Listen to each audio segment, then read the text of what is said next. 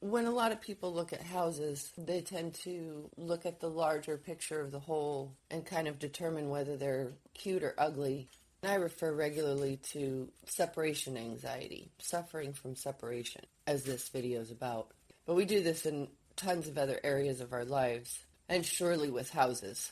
And when you think of how I said we look at it as a whole house, it doesn't seem like we would think about it as how everything's separate. But the truth of the industry is that we do. We have a plumber and an electrician and a roofer and a bricklayer and even if, say, we build a house all on our own or repair a house all on our own, maybe we don't hire all these individual specialists, but we tackle the individual projects as being separate from each other. And because we do that, a lot of homes suffer from separation.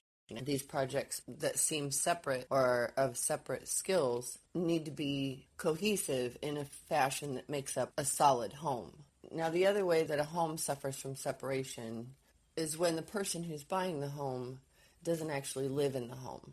I encourage you that if you're going to do this, that you should stay in the home for a couple weeks at least and really make the exerted effort to see how everything is functioning separately and together, particularly in different types of weather. Oftentimes, if you look at a house in the summertime or look at a house in the wintertime, you can be wholly unprepared for what happens in the other season, even just property access. And you find that you can't get yourself out of your driveway or in to get home. In this video, I'm going to focus on one home, my home, and I'll try to use as much professional terminology so that you can use those to do further searches on the internet. So about this property, we decided to buy it. It had been sitting empty for a few years. It's a family home to my in-laws who have had it for about 25 years. They bought it from a house flipper who bought it after it had been sitting empty for quite a while. Before that, I have actually no information on if anyone's even ever lived here as long-term residents. This property belongs to what used to be a larger property that was divided up, but originally had several homes and outbuildings built at different times. This one being built in the late 40s. The lot itself is sloped in most areas, particularly where the house is built. There are some more level areas, but it's actually a ridge shoulder, which is kind of like on top of a hill. These are the foothills of the St. Francos Mountains in southeast Missouri. In this area of the country, the weather is dependent on the fact that we kind of ride the jet stream. When the jet stream pushes north, we get the southern weather, and when it pushes south, we get the northern weather. The winters are not very harsh. It does snow occasionally. We get a lot of rain. If you have any kind of divots or low-lying areas, they easily fill up. Now, this is compounded by the fact that we have clay soil, which doesn't allow the water to absorb into the ground. It primarily has to run off. So before buying this house and moving here, all we really knew about this house was that our family didn't really know anything about houses and that they knew that it needed a new roof. From the street, you can see on the front roof that there is a damaged area that's been tried to be repaired. Now, usually when someone says a home needs a new roof, they're talking about a roofing material, the part that actually covers. Now, in a newer home, there's decking, usually plywood. So in this case, both the additions have plywood decking under the roofing material. But on the main portion of the house, this has the older style, which I feel is superior, of a slat system, usually made out of a water-tolerable wood with the roofing material covering. We thought that they wanted a new roof in order to sell the house, in order to have the financing be approved. And they had been trying to sell it. That was why we bought this house on a land contract. Of course, when we show up and we see this patch, we were like, oh, wow, there's an actual area that's taken some damage. And then when we came inside, we saw the telltale signs on the ceiling, a little bit of brown spotting, that there had actually been some leaking going on. So the first time it rained, we went up into the attic, and sure enough, there was some leaking going on. So there weren't even buckets underneath it. So that was the first order of business. And there's actually a second spot on the rear side of the roof over the second bedroom that we found also had some brown spots on the ceiling. And needed some buckets under it as well. There's a few shingles that looks like they had blown off in a storm, even though the roofing material looks relatively more recent on that section. But after longer inspection, either staring at the pictures or standing out on across the road, you might start to notice that the front porch roof, as far as an architectural style, is not actually appropriate for the house. And that if you compare it to the back, where the roof line is one sloping line, the front doesn't match. Instead of the roof line coming down at the same soft slope, it's been attached in the middle of the line and creates actually two lines with a little triangular shaped area that's been filled in with some sort of covering material on the sides. We've been told that the wind caused the metal piece to rip up from being attached, kind of peeled. And that the patch that was done was to lay that back down to try to get the leaking to stop. Now, the first indicator that this patch job is wrong is that there's a white gooey substance that's been applied. When you go to the hardware store, there's a white product, a couple different black products. The white product is almost always wrong for a standard roof patch. When you read the description, it sounds really lovely and you think, oh, this will just be easy and I'll put it up there, but it doesn't work. I've seen it on several homes in Florida after hurricanes, and it never works. There are also some clear products that come in a tube even that are much better, and that was our first attempt at trying to alleviate the leakage into the attic. The clear product that we used greatly subsided the water that was coming in, but there was still some. And by this time we'd been in the house through a little bit of rain, and we realized that there was rain coming from the porch ceiling at the front of the house down onto the porch. And upon closer inspection, when you look at the ceiling of the porch, the white paint on the plywood, we found out, which is not an appropriate ceiling material, was barely hiding the green water damage that was happening behind the surfaces, which was the point where we pulled off one of the ceiling panels to see what was going on. The metal strip that's at the roof pitch change, even in its original state, is not done correctly. You shouldn't be able to see the metal. The shingles should go all the way up, covering the metal that's behind there, giving it more structure, because when you have a roof pitch change, the rainwater, especially when it's coming down really heavy, it builds up more than just the rain hitting the surface. The roof pitch change causes kind of a backup, and it needs more structure behind it in order to sustain the weight of the water. So the metal piece is correct, it's just not behind the shingles where it can give it support and let the rain come off of it.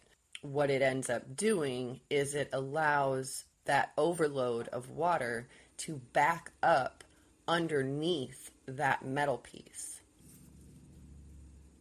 At which point we see that there's no common truss work in the roof, and that it's actually not even attached at the roof, and that it's got plywood decking. One of the main inferior problems with the plywood decking is once you've got a leak, the water just spreads through the whole plywood piece, and then instead of needing to replace one or two shingles with a drip that you can find exactly underneath those shingles, you've got a drip that runs all through and comes out somewhere else, so it's difficult to find out where the leak is coming from, and the whole piece is ruined. So now you have to take off that entire 4x8 section, put a new piece down, and do all the shingling again. It's a lot more work and can create a lot more damage. So in this case, now that we can see the underside of the plywood decking to the porch roof, there's a crack in the decking. Okay, so this indicates house settling. This is a leveling issue. So now I'll go into a different part of the story. The first time that we walked into the house, which you cannot tell in the pictures because it's very clean and very white, and when you walk into the kitchen, there's a lump in the floor. By a lump, I mean it goes all the way from one side to the other, and it's higher, exactly above a floor joist, than all the other floor joists, and so it creates a slope through the whole kitchen. And this is a foundation issue.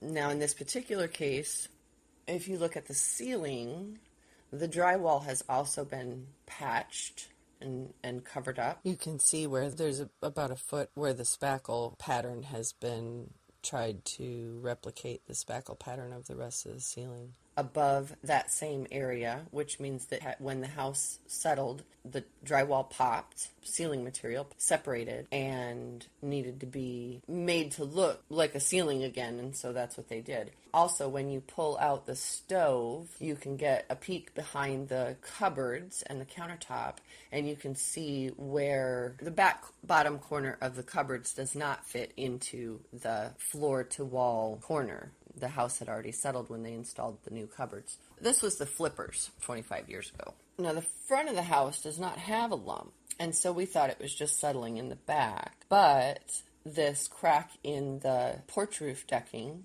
was indicative that we had settling in the front as well, which led us to looking at the underside of the metal roof piece. Because the house had lowered, it allowed a small gap there, which was in and of itself letting in water, but also allowed the wind to get a good hold on the piece of metal in order to peel it back. So in our attempt to just put a stop to the leaking, none of this is a repair. This is all just to get the water to stop coming into your house. We loosened up all the nails on the metal piece. We refitted it down into the new shape that had been created. And we tacked it back down, and we used the clear goo, and yay, no more water in the attic. But we still had water coming down onto the porch. So the other thing that you realize once you've taken the ceiling panel off is that what they call it scab work, how they've scabbed the roof on and how they've connected the porch roof on. They've just left the old roofing material, which actually looks like it's in pretty good condition, but they've removed the first row or two of shingles, leaving a gap where they did attach the porch roof. So we only thought that there was water coming into the attic, and then we only thought that there was water onto the porch. But now we're realizing that the water has been coming through the porch roof, coming down the old roof shingles, and into the wall area that's exposed by this last row of shingles that's not there anymore. So we took all the ceiling panels off. They all had water damage. They all had green mold growing on them. There were 2 or 3 areas where water had been coming into the wall. And the easiest, most simple, quick solution was to take some visqueen, thick plastic, some more goo, and some thumbtacks, and put plastic up under a couple layers up of the shingles, gooed it in, tacked it down on the front side, waited till it rained, made sure that all the water was actually coming out and onto the porch floor, which at least then it can run out to the ground. The actual solution here is to disconnect the front porch roof and attach it where it should be at the edge of the house and lower it a little bit so that it still has a good slope down to the drip edge. And the original style of this home wouldn't have needed a ceiling on the front porch. We can move on to the obvious foundation problem. In this case, this is an excellent example of how the house suffers from separate projects and separate workers. We find several issues with what's causing the foundation to settle. A house will normally settle, and it's a little bit strange to me that in the housing market, roofs are very important. You can't get a loan without a new roof. You can't, or without a quality roof. If you've got a leak, a roofer will come out, definitely try to sell you a new roof without inspecting the foundation at all, usually, because it's not their area. But it's routine maintenance of a house, and nobody talks about it, nobody deals with it, and oftentimes it goes with long-term neglect. It can happen just through normal decades of average use and weather, but the main cause of more serious foundation settling issues is usually more likely that there's water getting into the foundation. It really undermines the structure of the house as it was intended. As soon as it rains, we realize that the sidewalk from the driveway to the porch just fills up with water. Like, you need your galoshes in order to get from the car to the house when it rains, or you're definitely going to ruin your suede shoes. The sidewalk was not a traditional sidewalk. It's made out of river rocks. And the pooling that had been going on for so long had made it to where you could almost not even see the river rocks. You might start to notice when you're looking at the house from the picture or across the road is that gutters have not been installed on this house.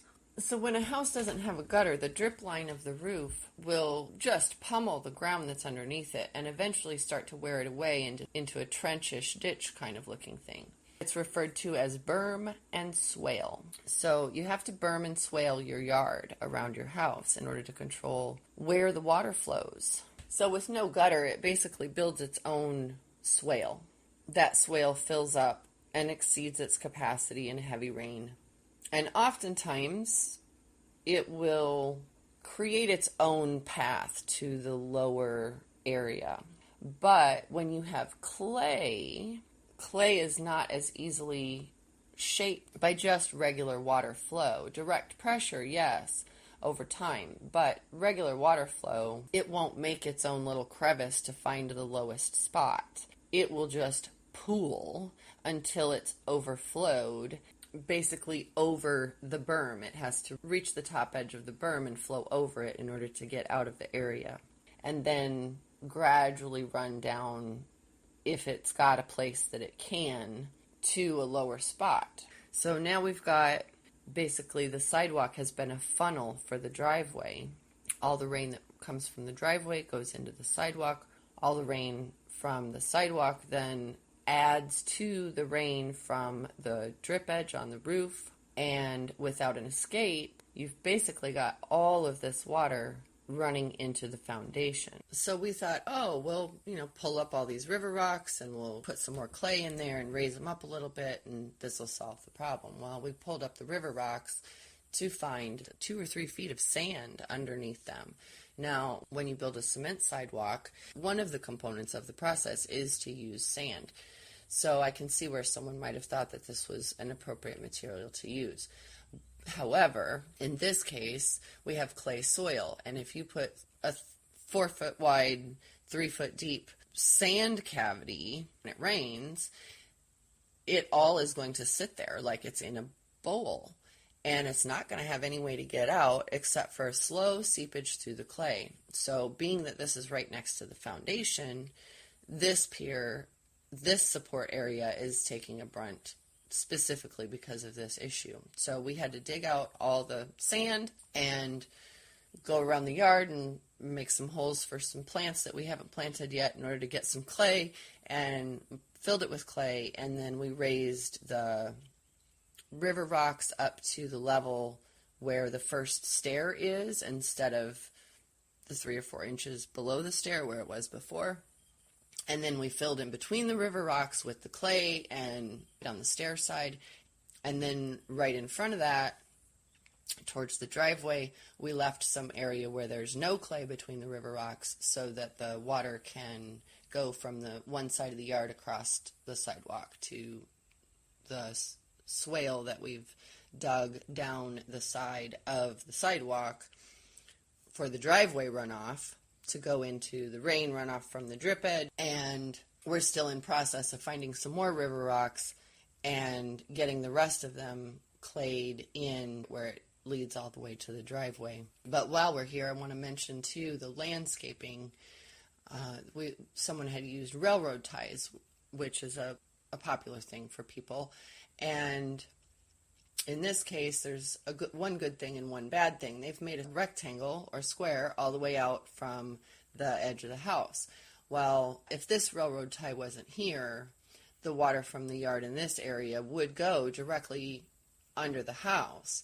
If none of these other issues existed, this would be where the water was coming in from to underneath the foundation. But because they've put this railroad tie parallel with the house foundation, it's making all of the water run into the sidewalk. But when they put the perpendicular piece here to the corner of the foundation, it actually creates a new funnel for the water. And there was so much water and so much force behind it for so long that it made its own trail, and then finding its way in through the skirting and going was under the house. And just doing a little bit of earthwork on top of the redirecting of the bulk of the water, put some more clay there, block it off, form a new swale for the little bit of water that's going to get in there now to come back out and go to the drip edge. And ideally, if you were going to do this, you would want that, instead of for that to run perpendicular to the house corner foundation, you would want that to run to the stairs so that it encourages all the water to go the way that you want it to, away from the house. So it's been suggested to just put a metal roof over the whole thing, and this foundation pulling down and away from the surface is the reason why you really can't do that. It's a rigid material, and so it won't flex to go with the shape of the roof, where shingles will. Shingles will allow you to deal with a settled foundation, and these triangle side parts, the flashing on them currently is pretty poor. It's not, it looks like they used some scraps, and it would need a whole custom piece to come down and around and fit the whole thing, because otherwise rain still gets in through the side. And again, too, it's not architecturally correct. There's a visual component. Okay, so let's look at the foundation now. Let's go under the house. This is a pier and beam foundation. The majority of homes in America either have a basement or are built on a slab, a cement slab. The thicker the slab, the less the settling usually. It also has to be of a certain quality, and it has to be extremely level in the first place, and the ground under it needs to be extremely supported or solid in the first place. Otherwise, you're still going to have cracking or settling, and a slab foundation is very difficult to deal with once it's in that condition underneath all the way to the house. So a basement is rather challenging compared to a pier and beam, but it does have some of the same similar qualities. You can support it with house jacks. You can redistribute the weight in such a way that it alleviates some of the main problems. Usually with basements, you end up getting groundwater seepage. So, but this is a pier and beam foundation, and when it's closer to the ground, as it is on one side of our house, it can be really relatively easy. You put in some support, and you put in a jack, and even if you can't get the house raised, even if you don't raise it, it gives it the support that it needs to redistribute the weight to stop causing the damage the settling damage that's happening. The taller you get off the ground, like it is on this downslope side, where it's more like 4 feet, it can become a little bit more cumbersome. On this house, they used single cinder block piers, and for this type of distance with this type of weight, and nowadays they would use 2 stacks of cinder blocks as 1 pier for this situation, and that's the solution here. But you can get taller house jacks, and you can use even just a good support to get it under control, which is the plan that we have. And if you can stop the settling, then you can deal with the fact that the kitchen has a lump in the floor, and that you're going to have to use shingles instead of metal roof, and unless you're trying to sell your home or live in an area where there's strict regulations. But it is an option. And in some cases, if you've got a house that settles regularly, it is actually the solution to have house jacks in the areas that you need them, so that as the house settles, you can just adjust it. It's an adjustable foundation. So when we first got here, it was dry, and it had been dry for quite a while, which was rare. We didn't really know that because we hadn't been here. We didn't know what the weather normally did. And you look under here, this was during the flipper time, which was before the outbuilding, the shed. And so it was probably very appealing to have this, what appears to be a storage space under your house. Unfortunately, this space under the house was where the original heating unit would have been. And the original heating unit was a foundation support in and of itself. This space in the house does not have any other support for this width. If you look on all the other areas of the house, there's a pier every 6 feet. And this area does not. This is under the living room. And when you walk in the living room, you can tell. The window rattles if you can't put a china cabinet in there or worry about your breakables actually breaking. And at some point they took this out. We don't know if it was the flippers or if it was before that, and therefore the support. So that's probably what's causing a lot of this, because the weight's not distributed correctly. But the other part of it is that it's a bowl. It has been dug out. This earthwork hole is now the receiving end of all of water that's being funneled in. So you don't see this when it's dry. About a month and a half after we'd been here, it poured down rain, and I came out here, and it looked like we had a swimming pool under the house. I had my galoshes on, and had I tried to walk into the space that I can now walk into easily, the water would have come over the top edge of my rain boots and filled them as well. So we immediately got the shovel out and made a swale. In clay, it's pretty easy. Clay retains its shape really well. It doesn't need to be wide. It just needs to be deep enough to have gravity work in its favor. This one we wanted thin enough so that the lawnmower could just roll over it with no issues, and you could walk over it without having to worry where it was. And in fact, when you look at the yard, it doesn't even look like it's there. The grass covers up over the top. But the swale works quite effectively, and it takes the bulk of the water all the way out to the road, where it hits the ditch and goes down and causes damage to other people's homes and property and the road. But we can't control that, so we're dealing with what we've got. It is to be considered, though. I mean, if you've got neighbors and you want your neighbors to remain good neighbors, you do want to be considerate of how much water your property is putting onto their property. This is not the type of home that has a regular array or assortment of contractors that can work on. They work on basements and they work on slabs. So it took me about 2 months to find the phone number of the one gentleman who works on Pier and Beam homes in pretty much in a 5-state area in the heartland. And he came out and immediately knew what was going on and understood that there appeared to be a pier missing under the living room, and that it should have double wide piers on the east edge of the home here, and that both of the corner piers, once the house is supported, are going to need to be dismantled and redone in order to re-support the house. The bid is at around $9,000.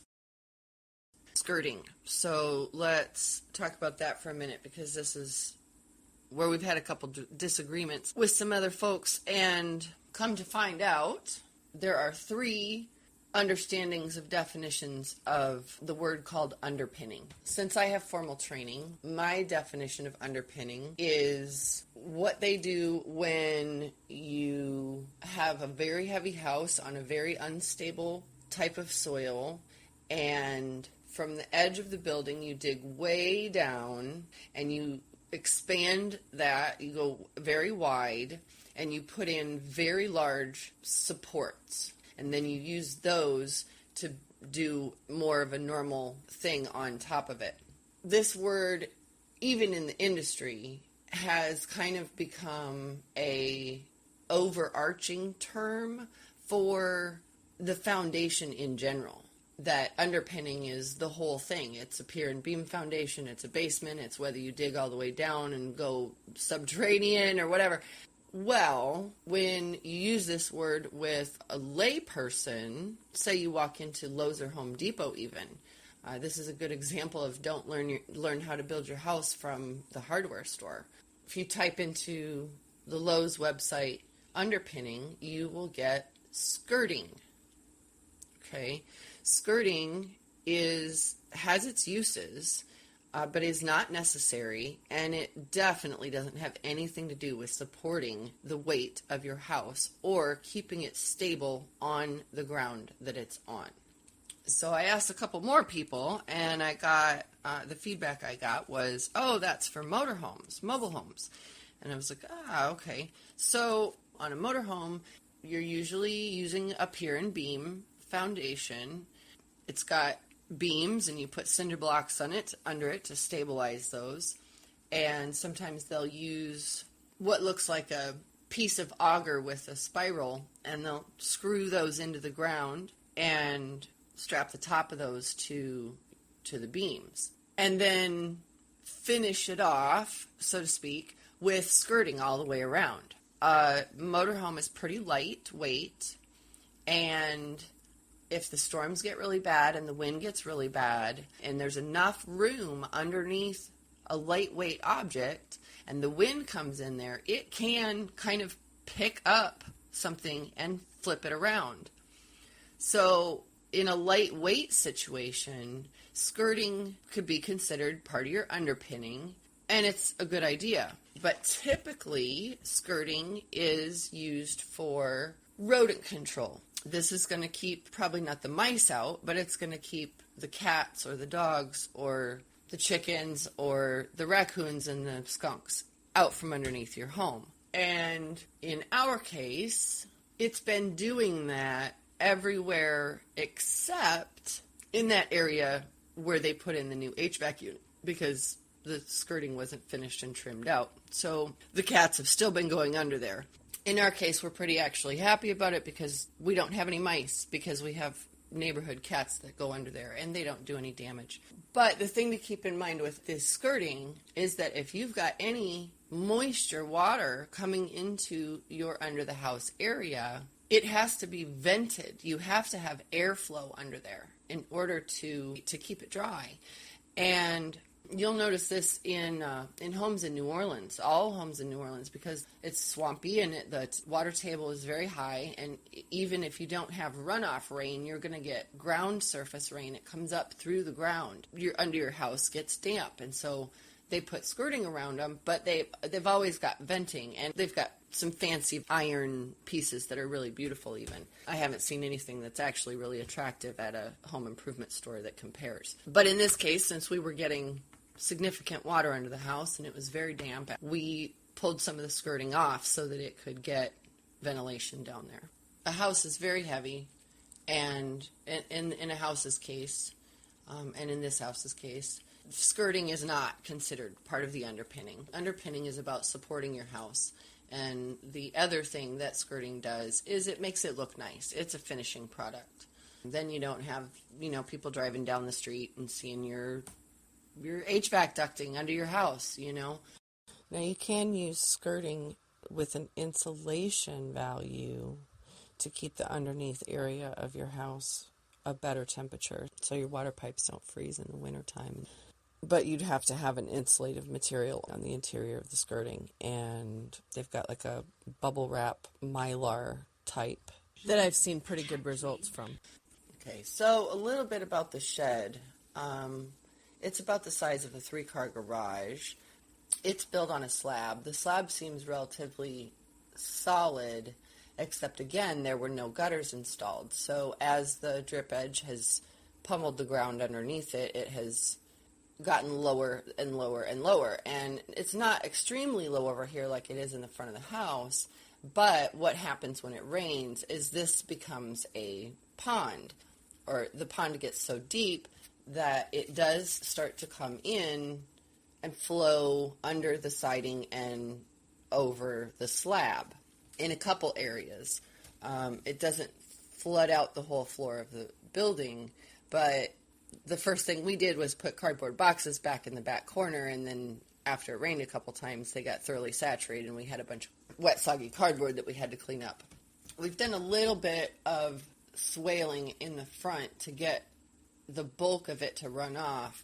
There's still some seepage, and I'm under the impression that we are going to have to put gutters on this shed in order to get it under control. As well on the front and the back of the house. I mean, we can get away with not having gutters and doing the berm and swale correctly.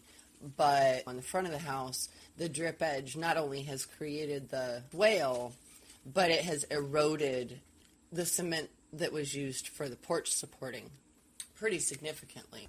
The porch still feels very solid when you're up there and you can jump on it and it doesn't shake like the living room does, but it is something that's going to need to be attended to, and it could be prevented by a gutter, which really isn't that expensive these days. Although these days, to get the kind of gutter that matches this house, that is a little more expensive because it's a custom gutter. You can't get it at a home improvement store.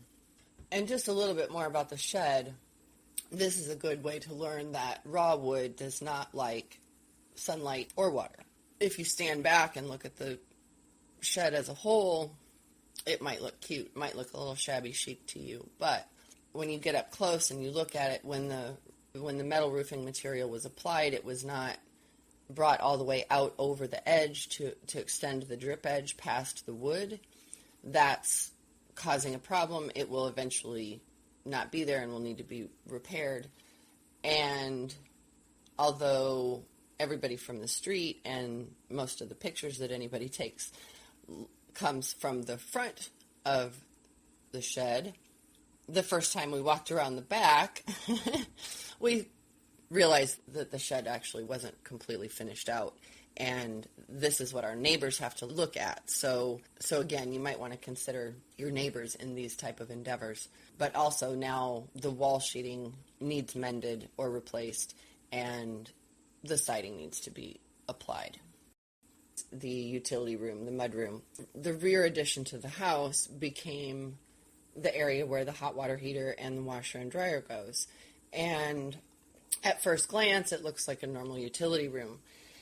Upon closer inspection, you can see the suffering from separation. The person that did the electrical was not the same person that did the plumbing, was not the same person who did the dryer venting, was not the same person who installed the water heater. So in this case, you've got the washer and dryer water outlets right next to the power outlet, and the power outlet does not have a GFI circuit breaker in case it gets wet. The water heater was installed incorrectly. This area here is supposed to have a long pipe that comes down to the floor for overflow, and then there's supposed to be a tray underneath the water heater in case it leaks, and there's supposed to be a drain for the tray and the pipe to go out of the house in case it overflows or busts a valve. So the electrical panel is actually right next to the improperly done overflow valve on the water heater. If you can imagine that your water heater pops the overflow valve, and without that pipe taking it down to the ground and out of the house, you would walk into the utility room and you would have scalding hot water spraying out at roughly eye level. It's an electric water heater, and you would not be able to get to the electric panel to shut off the power to the unit. In fact, this water heater leaks from the inside, probably because the overflow valve wasn't dealt with correctly, and it leaks down onto the floor. There's linoleum on the floor, so there's not necessarily any water damage because we've contained the water. The temporary solution that we have is we turn the water heater down so that it doesn't get so hot that it overflows, and then, of course, you don't have as hot of water for as long in the shower, but it doesn't leak onto the floor, and it's not going to spray out of the valve outlet. And one last thing about the separation of projects and this house. The area where the water is coming down on the front porch above the front west window, when the person ran the light fixtures to the porch, they kind of just busted out a little piece of the wood roofing. And it's not pretty. I suppose you don't see it because the ceiling is supposed to be here and covering it. But the porch ceiling does not have any insulative value, and the porch roof does not have any insulative value, and the house roof does not have any insulative value. this hole, especially being on the north side of the house, and actually the hole that's all the way along the north edge because of the roof situation, in the wintertime has a great force of cold air. And then when you're in the attic and you see that the insulation has also not been finished over the room that's directly behind where there's a lot of access to cold wind. And then you add to that this front west window has had a BB shot through it. So it's not technically broken window, but it does have a hole and cracks and is not a proper double pane window anymore. So the combination of the window, the lack of insulation, the hole in the roof on the north side makes this room really inefficient in the wintertime. The wall is extremely cold. You can't lean on it. When you're laying in bed, and it's freezing. There's a little bit of a breeze that comes in that isn't even from the window. It's just because the wind gets so strong. It's not being blocked from coming into the home. And this is where all your energy cost is going to go. But when you are shopping for contractors, you get someone in to fix the window and you'll get someone in to fix the insulation, but neither one of those people are going to recognize that both things are adding to the same problem that you're noticing.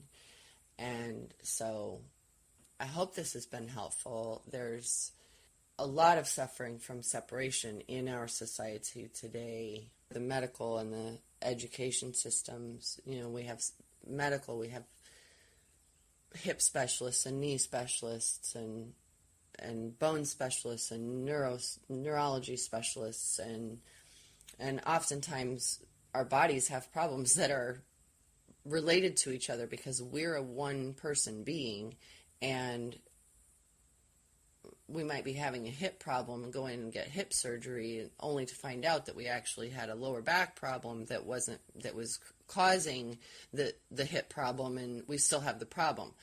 So, and then with education, we go to school and we have math class and we have art class and we have physical education class and health class and science class, and all these things are related. I mean, science is art and art is math, and math is physical education, and physical education is health class, and health is science. So without a class or a structure that puts all those things back together and lets us see the connections between these different topics, we suffer from separation. Not just separation anxiety from our pets and from our loved ones, but in our bodies, in our minds, and in our homes.